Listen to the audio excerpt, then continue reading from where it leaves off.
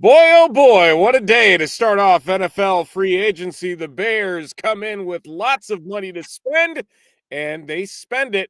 That's for sure. Coming away with their number one target or assumed number one target in free agency, Drew Dahlman. The offensive line continues to undergo a major overhaul, as well as some help on the defensive line, hopefully getting after the opposing quarterback. Welcome to the Bear Report podcast.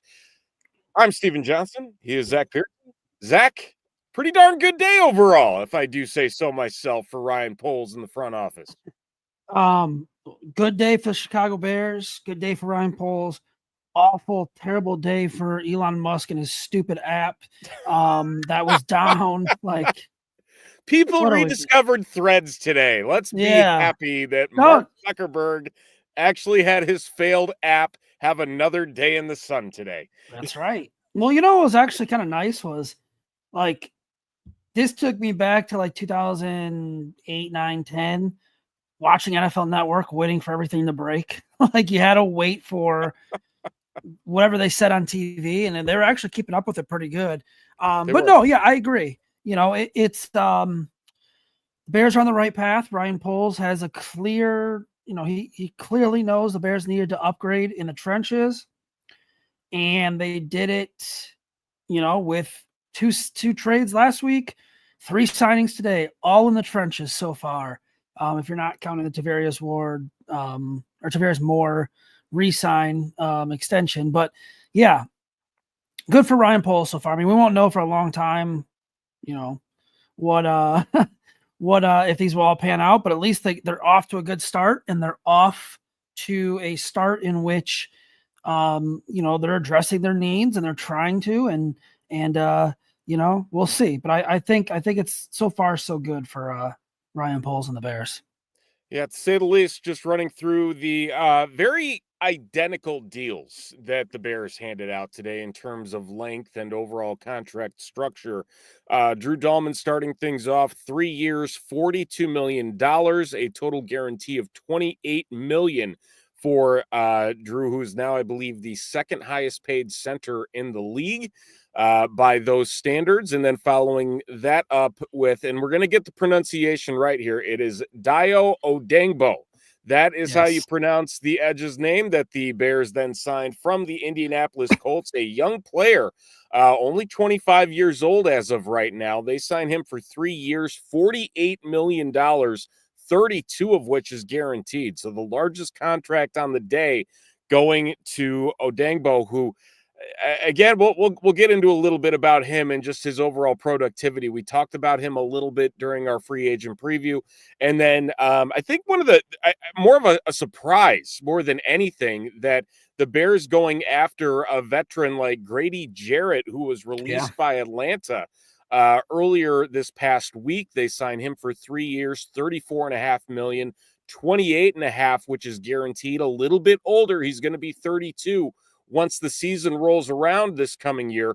But again, a fantastic presence anchoring the middle of that line. Very much a versatile player, plays to his strengths, even though he doesn't necessarily bring a lot of size, but is by far and away the anchor of what that Atlanta defense has been for the better part of the last decade. And still, I think with plenty in the tank after he had an injury-shortened season a year ago, a definite need, and honestly, one that I did not see coming by any stretch of the imagination, given that Ryan Poles has had a tendency to reach for younger players, which we saw with the other 2 signings today. Yeah, I mean, let's start with Grady Jarrett. Surprise move. Like you said, like the Falcons released him this morning. I didn't think the Bears were going to be really much of a player for him. I thought maybe they'd target a different defensive tackle. But I like it, man. I like it for a few reasons. So not only does this allow them to potentially move Gravon Dexter around a little bit, maybe Dennis Allen has some packages where he could line up as a defensive end. He did everything at Florida. So he's got experience a little bit there. But they also can rotate, Grady Jarrett or Andrew Billings, depending on the situation. Is it a rundown? Is it a pass down? You can see all three at the same time. You can rotate them. I like it. Not only that, but now you have another legit veteran in that offense or defensive line room, a guy who can show Gervon Dexter, Zach Pickens, Chris Williams, guys like that.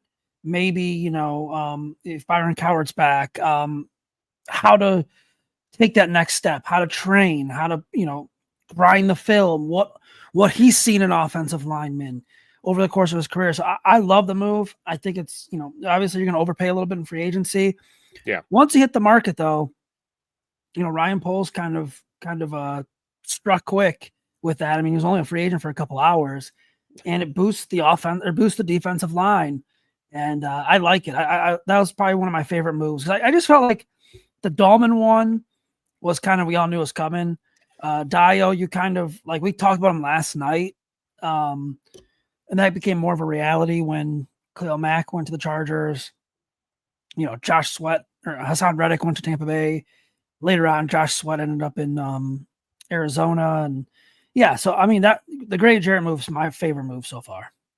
Yeah, I would have to agree with that because I think there was a little bit of confusion because I think really the everyday NFL fan might not necessarily be familiar with Dio Odangbo, which again, when you're shelling out that much money to a guy, when you look at the stat sheet, there's not a lot there to write home about. Only 3 sacks in 2024, had 8 the previous year with the Indianapolis Colts, but again, a guy that is a snap count machine in regards to what edge rushers normally do on the defensive side of the ball. And not only that, was he, lining up at edge about 75% of the time, but they were willing to kick him inside and have him play defensive tackle in 4-3 setups to really bring it home when it came to rushing the passer. And again, we talked about guys in the physical stature of a Chase Young.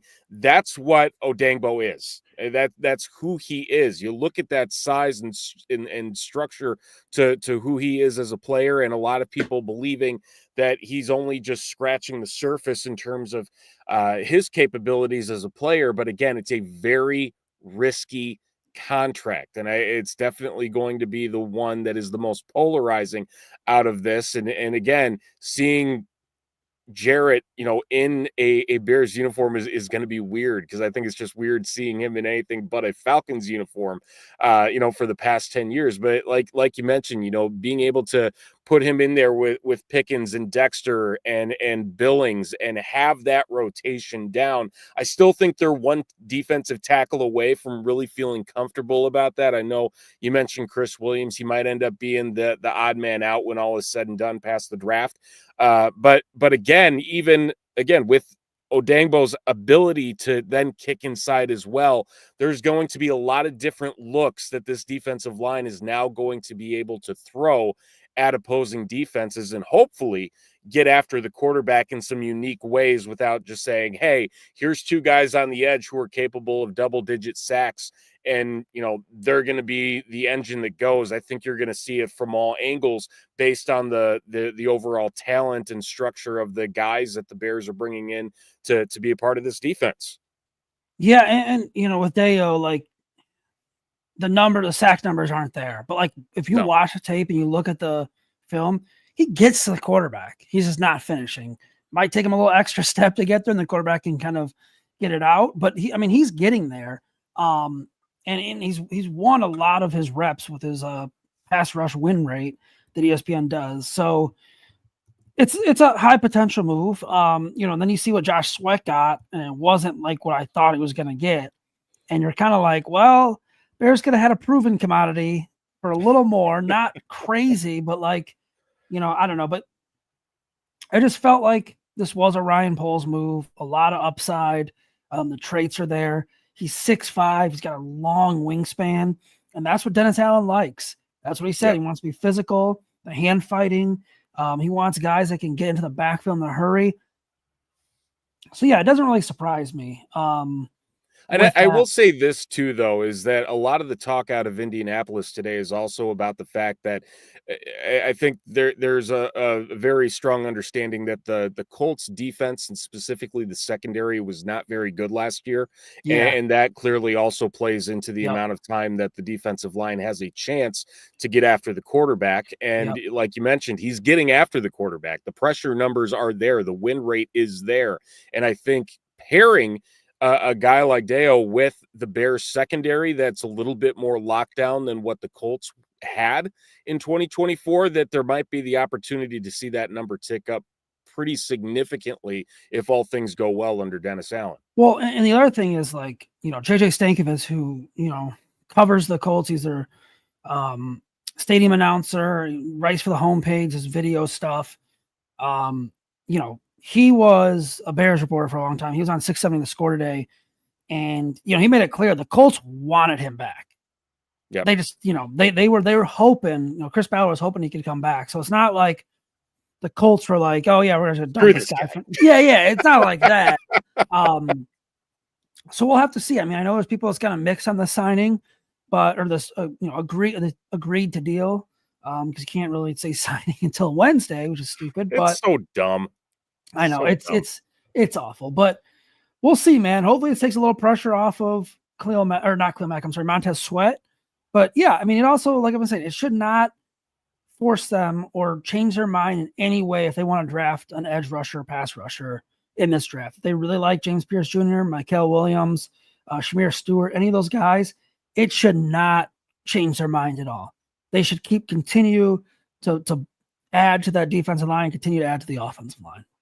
And I think based on some of the moves that we saw today, I think there's quite a few out there that are saying, okay, BPA in the draft, best player available, is now maybe more of a likely opportunity for the Bears at 10 as well as in the second round. And I think there's a lot of people that the Ashton Genty talk is starting to get a little bit louder at 10. If he lasts, I don't think he's going to last at Raiders, 10. Man. That seems like a Raiders pick all day. I mean, they're making all the other moves that they need to make, but it feels as though it would be a poor decision for the Bears not to then invest more at defensive end at 10, because there are the opportunity to add players there.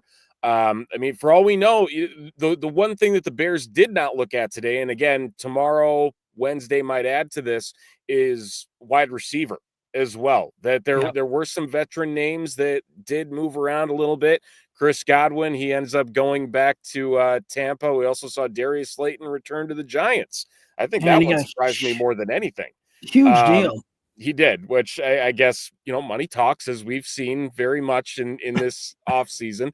But there's also that opportunity that the Bears might just invest there as well. There's several different ways that they can kind of drive things, and to be honest, I'm not entirely sure just how much more we're going to see in terms of major splashes for free agency, because I think the next step in this entire process is going to be who's getting restructured into signing bonuses, because I think with the draft money incorporated in, the Bears are sitting at about 13 million when it's all said and done, when everything's going to be finalized and pen is put to paper on Wednesday, which that's not going to get you a lot for as many of the players as the Bears need to sign to fill out that roster and get them up, to that overall, top 51.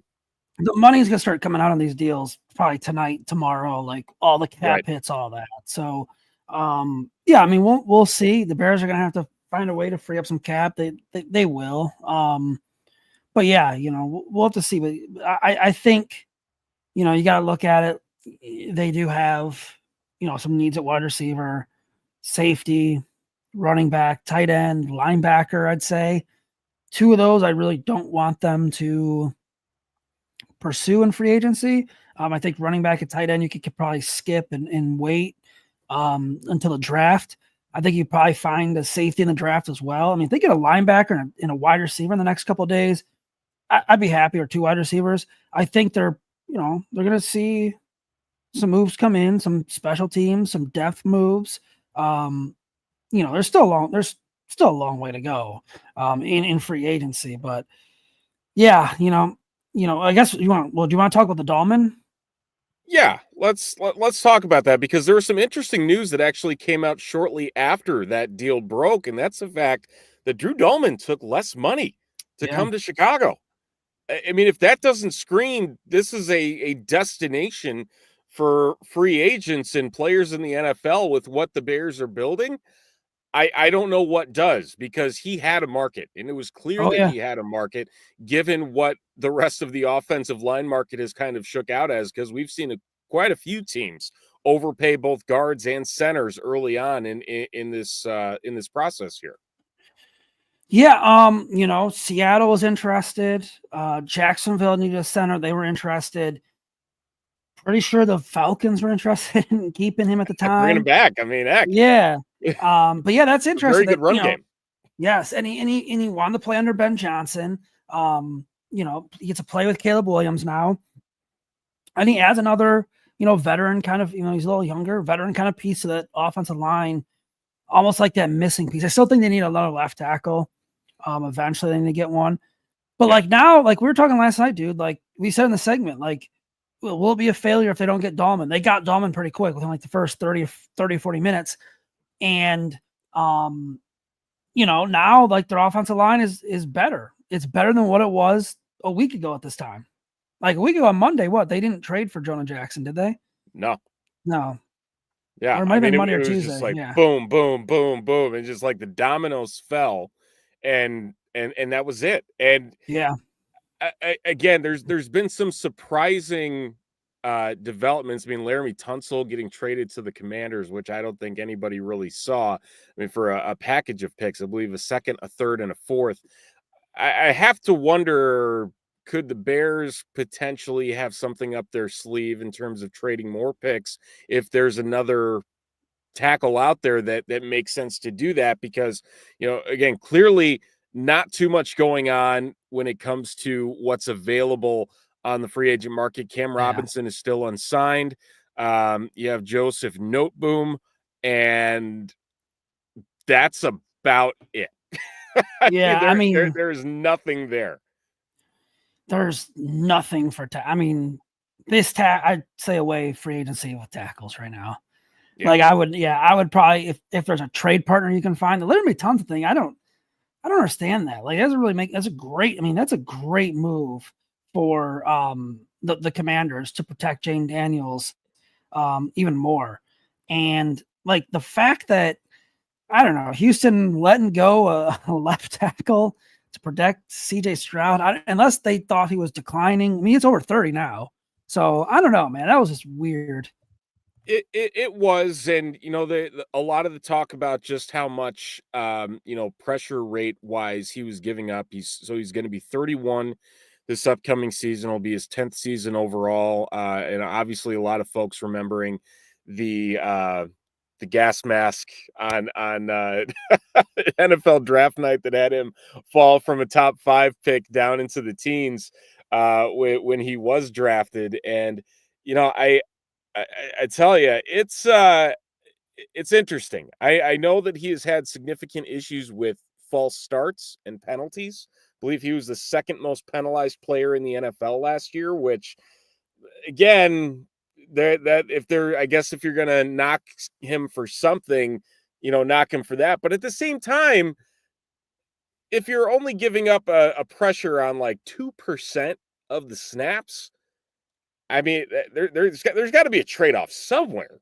with who he is as a player. And again, a $21 million cap hit, I'd say that's probably a fair trade, given the Commanders have plenty of cap room to work with to build around Jaden Daniels and make him take that next step. Yeah, I mean it's a pretty good move for Washington. Yeah, I guess maybe Houston loves the tackle in this draft. I don't know, but yeah, I mean, I guess in terms of where the Bears go now on the offensive line, like I just said it. You don't want to really be in a tackle market right now in free agency. the draft. Someone like Will Campbell, if he falls, I know he's probably going to play guard at the next level. Yeah. That's probably the pick for me. Maybe the Texas left tackle, Banks Jr., the Ohio I feel like State he's a better tackle. fit. I Yeah, mean, and I know there's a lot of people also talking about was it Membu? I think yeah, out of but Missouri as another one. I mean that's another like traits high upside guy. You know what I Yeah. mean? Like That's who they go after. I mean, yeah, it is. they It showed us is. the cards today. It is. What is it? Is it Josh Simmons out of Ohio State or the other Ohio State kid? Or Simmons the tackle or the center maybe? I don't know. I can never remember. Yeah, we should have done better prep. That was my fault. Oh, you're fine. You're fine. Josh Simmons is the tackle. Is a tackle, yeah. So Yeah. like, I mean, there's going to be tackle options out there. Right. There's going to be, other options out there for them to go after. But I think there'll be some more moves, obviously, in the coming days, and then we'll finally get the official announcement on Wednesday. We're going to talk to him, going to meet him, which will be nice. But there's a couple former Bears in the news, too. I don't know if you saw a lot of former Bears signed elsewhere. Yeah, that was a bit surprising that there were a couple of them on there. Well, look, I mean, Miami, Larry Borum and James Daniels. Yeah, I didn't even realize that Larry Borum was, gonna be that much of a commodity to be able to sign day one. Yeah, the That first was a little odd. first thing you type in Larry Borum on the X Twitter search when it's working is it's the clip of him against the Seattle Seahawks on that Thursday after Christmas. If you look at the videos, because Larry Borum OT, and it says someone running right by him, just completely right by him. Yeah, and then James Daniels got a good deal with a 3-year deal. The other one, Darrell Taylor's going to Houston on a cheap $5.25 million deal. Yeah, I mean that's pretty cheap for him. And then Coleman Shelton expected to go back to Los Angeles. So I guess the Bears are just kind of swapping offensive linemen again with the Rams. And obviously, the big one, Justin Fields going to the Jets. Yep. I did not think that the Jets were going to pony up. I thought for sure he was going to stay in Pittsburgh. And now it looks like Aaron Rodgers is going to Pittsburgh, which is that yikes. The latest? That's the latest rumor is Aaron Rodgers going to Pittsburgh. That's going to be a weird offense. Can you? I mean, you're going to have Aaron Rodgers potentially with DK Metcalf and George Pickens. Yeah. Oh, that's going to be weird. Who's their? Is it still Jalen Warren as their running back? Yeah, and Najee Harris signing with the Chargers today at a 1-year deal. Yeah, good luck, Mike Tomlin. I don't know, but yeah, I mean, Justin Fields in New York, like, I don't know. I mean, that's a good deal for him. Garrett Wilson's fantastic, obviously, but we saw the struggles that Fields had here at times, and the Jets are trying to recover from the Aaron Rodgers divorce, and how much morale's in that locker room will boost them. They still got a solid defense. I mean, still got a pretty damn good defense. But yeah, I mean, that one, was interesting. I think, man, not a former Bear, but Seattle giving Sam Darnold that contract. Kevin O'Connell's not coaching there. Can we get a firm explanation as to what Seattle is currently doing to their roster? Because I've given up trying to understand it. I get that Tyler Lockett's not getting any younger. I understand DK Metcalf, same boat, 28, 29 years old, doesn't have that separation that he did. And then you jettison Geno Smith for Sam Darnold. I don't get it. I don't get it at all. For more money than what you were paying Geno Smith. I don't know, man. The Sam Darnold thing was just really interesting to me, man. He doesn't have Justin Jefferson there. He doesn't have Jordan Addison there. It doesn't, I mean, they got a decent, solid running back, right? Is Kenneth Walker still? He's got hurt, but like, yeah, you have Zach Charbonnet that you drafted 2 years ago. $100 million, 55 guaranteed. Like, just and Kevin O'Connell made him a lot of money, so we'll see. 100%. I mean, That's probably the most, that one, and yeah, actually that one's probably the most shocking, like kind of deal for me of the day. I'm trying to think what else. I I mean, Milton mean, Williams got a huge he got contract. paid. Oh, Yeah, J.C. Horn being the highest paid corner. I mean, terrible. I just, Absolutely. yeah, I don't know what the Panthers are doing, but there's a lot of video being shared out there of JC Horn getting burned on numerous pass attempts in the media today following that contract. I mean, Chase Young, even a guy that the Bears were linked to at one point, 3 years, $51 million is that what he got? to stay in New Orleans. Yeah, Jeez. okay, so on that note, because there were people in the chat last night that were like, absolutely not Chase Young. Comparing what Dio got at 3-48 versus Chase Young 3-51, I'd have to imagine that given the option, there would be more people saying Odangbo is probably the better of those two contracts, given where they're at in age, productivity, and what they've done so far. Yeah, I mean, I don't know. I think it's kind of tough with the Chase Young thing, just because I think, like, I don't know. I mean, I guess you're banking a potential for both of them, right? Yeah, Yeah, like, but Chase Young is at a little times bit more lived up. proven. Yeah, at times he's Yeah, lived up to that number two, but most of the time he hasn't. Yeah, I don't know. I mean, I still think the Dale one's gonna be fine.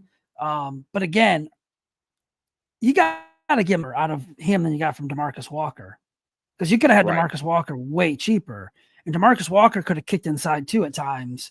Um, yeah, I'm kind of curious because it's kind of feel like Demarcus Walker also had like those traits that Dennis Allen liked too, in a way. Yeah, I guess maybe not as lanky and athletic. Yeah, I guess but his that's a versatility. yeah. We need to come up with an acronym or some type of metric Yeah, for whatever that is for forever. the Dennis Allen scale. Yeah. Yeah, I mean, really, the only other crazy deal today, I mean, it's got to be either Dan Moore or Aaron Banks. Oh yeah, Again, Aaron just Banks, man. complete overpays on the offensive line. Packers giving Aaron Banks 4 years, 77 million.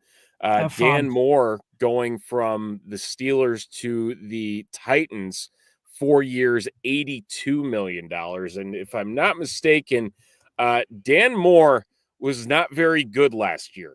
And so the fact that he got as much as he did, yeah, I mean, PFF grade 46th of 141 tackles last year. Jeez. Uh, Oh my yeah, god. Who, that's not the kind of money you want to throw at somebody like that. who's the tackle that went from San Francisco to Kansas City, and he doesn't hasn't started a game or something like that? Jalen Moore. Yeah, is that correct? He hasn't started a game, or doesn't have much starting experience. Maybe he Um, does. I thought I something saw, like that, I think. Yeah, mostly a backup. He played in 55 games, started 12. He and he played got in two 15 years, games in 2024 with 5 starts. He was a 5th 2 years, round 30 pick in million. 2021. Yep. That's someone must have scouted him coming out of college or something. I mean, Yeah. but they are the Chiefs. They've I been mean, in a, the Super a 5th Bowl. round draft pick from Western Michigan. So it's not like he necessarily had the college pedigree that he was Yeah. a high draft pick and they can tap into something. It's just, we're going to throw a bunch of money at a guy not starting. In the grand Yeah. scheme of things, the Bears could have been dumber with their money. I think Oh, that 100%. Yeah. it's definitely something that can be said for what has occurred so far. And I mean, there's some other names on this list. I'm just looking from top to bottom, and I'm like, who are these guys? Like seriously, who are these Yeah. guys? Robert It's Hainsey, the it's a weird center list, that man. ended up uh, getting picked up by Jacksonville following them missing out on Dahlman. Um, I mean, I don't think there was much there with him. I mean, he was decent last year, I guess, with Tampa. It's a name that wasn't even brought up, frankly, Yeah. in the process. And so again, we see it every year though. There are certain players that front offices, that scouts will fall in love with. The money will come, and I mean, for as high as the cap has been, that's kind of just the gist of where things are at right now. That's just what it is, the NFL, man. It's every year. It's these deals that you're like, whoa, okay, where'd that come from, or stuff like that. So, welcome to free agency. Let's hope tomorrow Twitter works. Get everything going, please. All right, I'm done with you. I don't know if there's going to be any more major signings. I'm going through everything, and there's just, frankly, just kind of like meh at this point. I think if anything, it's going to be a major trade, and we'll see what happens, I guess, from that point in time. Yeah, but no, not a bad first day. No. We can say that. The trenches have begun their rebuild, or continued their rebuild, I should say, and we'll probably see the end of it come draft time in about 2 months from now. But all things considered, Ryan Poles off and running, and Ben Johnson definitely having his fingerprints all over what needs to get done with this roster. So off-season champs again, back to back, whatever the Bears are at right now. Hopefully that finally translates. We can cash in our tickets for a bigger prize in 2025. Right. So that's going to do it here for this recap of day one of NFL free agency from the Chicago Bears viewpoint. And we'll see if there is more up their sleeves in the coming days. For Zack Pearson, I'm Steven Johnson. Thanks for hanging out with us here on this Monday evening at Bear Report and BearReport.com.